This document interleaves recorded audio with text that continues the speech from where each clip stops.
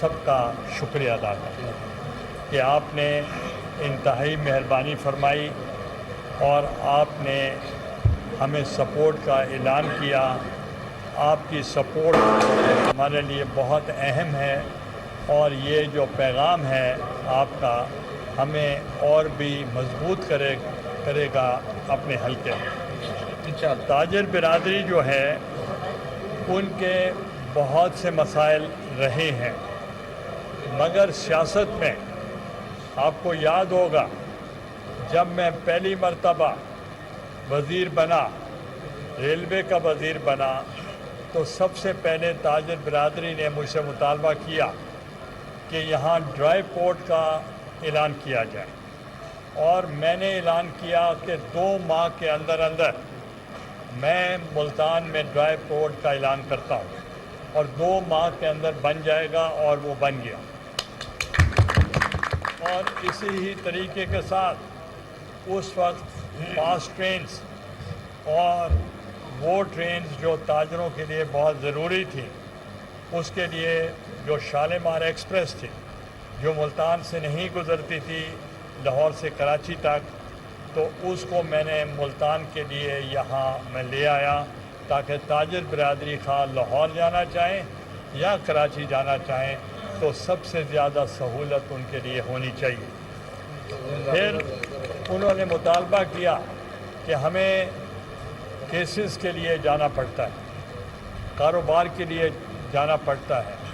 تو میں نے موسیٰ پاک ایکسپریس ٹرین میں نے شروع کی جو صبح جاتی تھی شام کو واپس آ جاتی تھی، اور وہ تاجر برادری کو اس کا بہت فائدہ پہنچا. جب میں وزیر اعظم بنا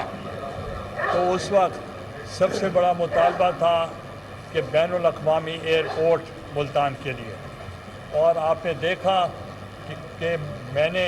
سب سے پہلے ملتان انٹرنیشنل ایئرپورٹ کا اجرا کیا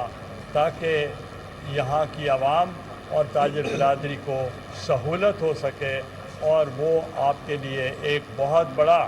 میں سمجھتا تھا منصوبہ تھا جس کو ہم نے پائے تکمیل تک پہنچایا. اس کے بعد ہم نے رن وے کو بڑا کرایا جس پہ بڑے سے بڑا جہاز بھی یہاں لینڈ کر سکے. اور آپ کو یاد ہوگا جب 2010 میں سیلاب آیا اور جنوبی پنجاب میں بہت سے اضلاع متاثر ہوئے، تو اس وقت بہت بڑے بڑے جہاز پوری دنیا سے ان کو ریلیف کے لیے آتے تھے اور سامان مہیا کیا جاتا تھا، اور حتیٰ کہ وہ خالد بن ولید اور ان کی پرنسس وہ بھی یہاں تشریف.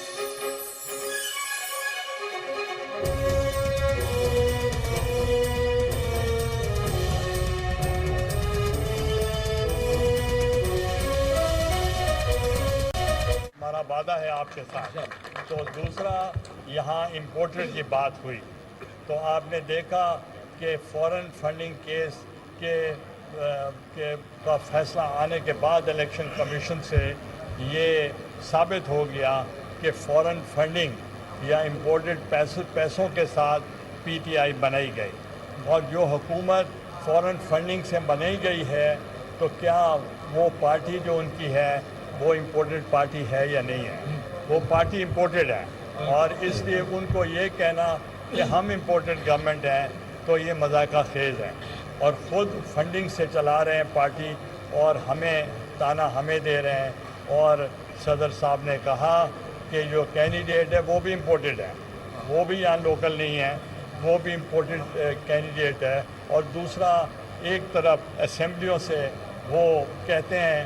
ہم بائیکاٹ کرتے ہیں، ہم ریزائن کرتے ہیں، ہم نہیں جانا چاہتے، اور دوسری طرف وہ الیکشن میں حصہ لیتے ہیں. یہ ڈبل سٹینڈرڈ ہے، یہ مجھے سمجھ نہیں آ رہی. ایک مرتبہ ex prime minister Imran Khan سے پوچھا گیا کہ آپ کہتے ہیں کہ میں 9 سیٹوں پر الیکشن لڑوں گا، تو یہ بتائیں کہ اگر 9 سیٹیں آپ جیت گئے تو پھر کیا کریں گے؟ انہوں نے کہا میں پھر استعفے دے دوں گا اور پھر ضمنی الیکشن لڑوں گا. اب خود آپ سوچ لیں کہ جن کی سوچ یہ ہو کہ ملک کا وقت ضائع کرنا ہے، ملک کی معیشت کو خراب کرنا ہے، ملک میں سیاسی عدم استحکام لانا ہے، تو معاشی استحکام کیسے آئے گا؟ اس لیے اب وہ تھریٹ کر رہے ہیں کہ ہمیں الیکشن کی تاریخ چاہیے. میں آپ سے پوچھنا چاہ رہا ہوں، جب وہ اقتدار میں تھے انہوں نے الیکشن کی کبھی بات کی؟ وہ کہتے تھے 2023 تک ہم رہیں گے، پھر 23 میں الیکشن ہوگا، پھر 28 تک ہم ہی رہیں گے.